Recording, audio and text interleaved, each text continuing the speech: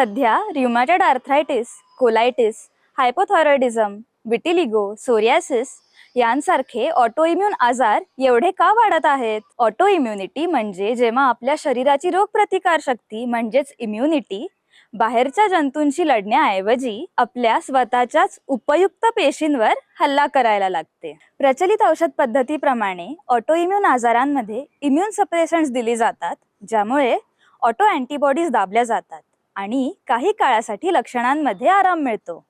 पण ही औषधं थांबवली की पूर्वीची लक्षणं पुन्हा दिसायला लागतात. शास्त्रशुद्ध होमिओपॅथीने उपचार करताना शरीर स्वतःच्याच पेशींविरुद्ध अँटीबॉडीज का तयार करायला लागलं हे शोधलं जातं. होमिओपॅथीमध्ये आम्ही केवळ शारीरिक लक्षणांचाच नाही, तर त्या रुग्णाला असणाऱ्या मानसिक ताणतणाव, त्या रुग्णाचा स्वभाव व त्याच्या भावनिक स्थितीचा सुद्धा अभ्यास करतो.